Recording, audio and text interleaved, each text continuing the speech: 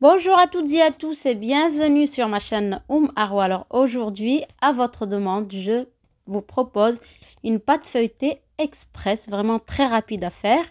Alors là, je vous laisse entendre le croustillant de cette pâte qui se fait très rapidement. Là, j'ai garni une petite galette comme ça avec de la confiture, juste histoire de voir le feuilletage.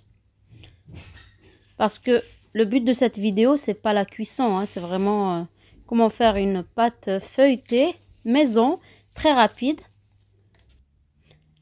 express donc.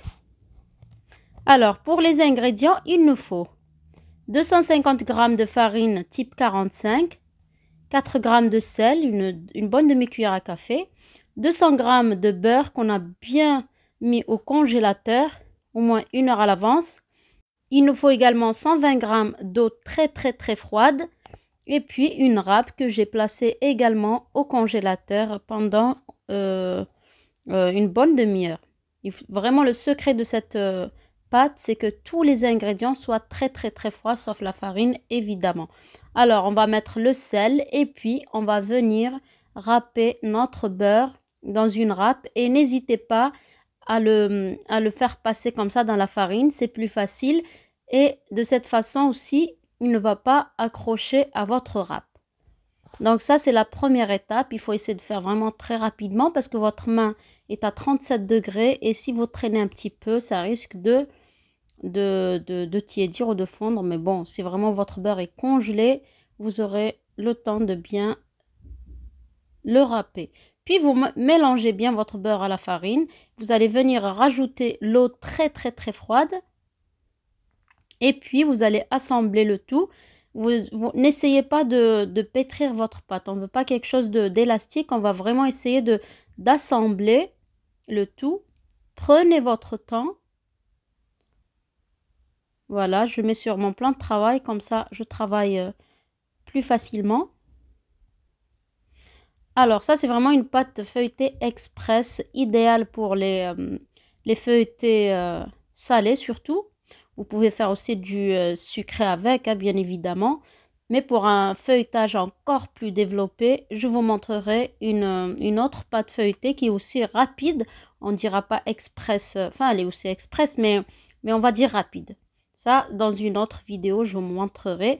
Mais celle-là aussi est vraiment très rapide et très facile et réussie. Voilà, j'assemble un peu le tout sans pétrir.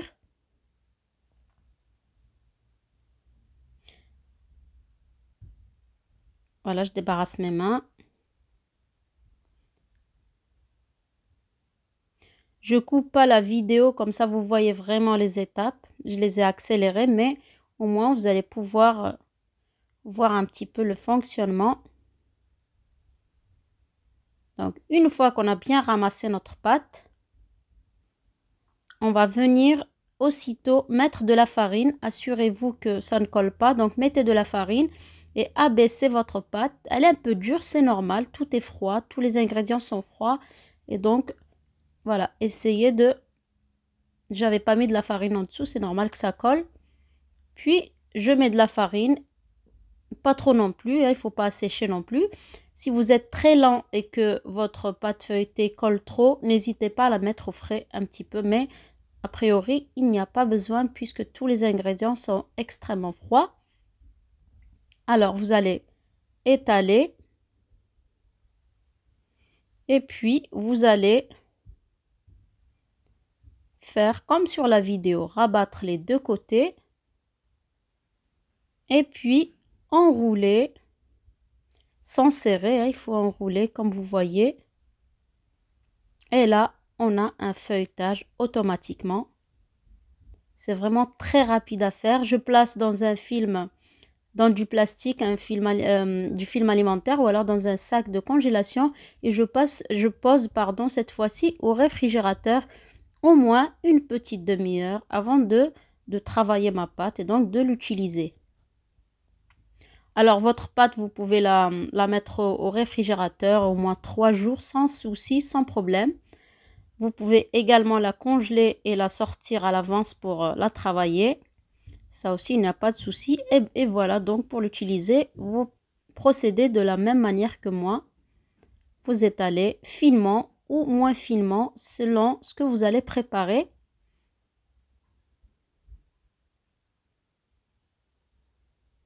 Là, j'ai un peu trop abaissé avant de vous montrer avant de penser à vous montrer le feuilletage qui se forme déjà, qui s'est formé. Et puis, je vais couper un petit cercle ou deux petits cercles, histoire de vous montrer vraiment le résultat du feuilletage. La pâte feuilletée se cuit donc à 200 degrés ou à 180 degrés, four préchauffé. Et si vous êtes lent quand vous travaillez votre pâte et que vous façonnez donc vos feuilletés par exemple ou des quiches, eh bien vous remettez à chaque fois au réfrigérateur avant de préchauffer votre four. Pendant que vous préchauffez votre four, vous mettez votre pâte au réfrigérateur. Voilà, là ce sont des cercles. Je vais mettre juste de la confiture. Là, c'est vraiment histoire de vous montrer le feuilletage. Après, il faut badigeonner le dessus avec du jaune d'œuf dilué pour avoir une belle coloration aussi sur votre pâte feuilletée. Voilà, je mets un petit peu d'eau à chaque fois pour assembler des choses qu'on garnit. Vous pouvez faire une galette des rois, des croissants, comme ça j'ai mis de la pâte d'amande à l'intérieur avec des pépites de chocolat. On badigeonne, on pique un petit peu, on enfourne ça à 200 degrés par exemple. Bref, ça c'était vraiment pas le but de la vidéo, mais quand même il fallait que je vous en parle. Et là c'est pour réutiliser les chutes. On ne ramasse jamais une pâte feuilletée en boule. Il faut l'assembler, la superposer et puis rabaisser. Donc voilà. Vraiment, j'espère que la vidéo vous a plu parce que c'est une personne, une abonnée qui me l'a demandé depuis un petit moment. J'essaie vraiment de faire ce que vous me demandez. Et j'espère qu'elle a vu la vidéo, qu'elle va l'essayer, qu'elle me dira ce qu'elle en pense. Alors, si votre pâte feuilletée, une autre astuce que je n'ai pas encore dite, n'est pas assez froide au moment de la cuisson, le beurre, vous risquez de voir un petit peu de beurre autour de ce que vous avez fait, par exemple des feuilletés. Surtout, n'ouvrez pas le four, ce n'est pas raté. Votre pâte feuilletée finira par absorber ce beurre. Donc voilà. Donc n'oubliez pas de mettre un maximum de likes, de partager la vidéo, de mettre vos suggestions et vos questions. Je vous dis à très bientôt pour une autre recette.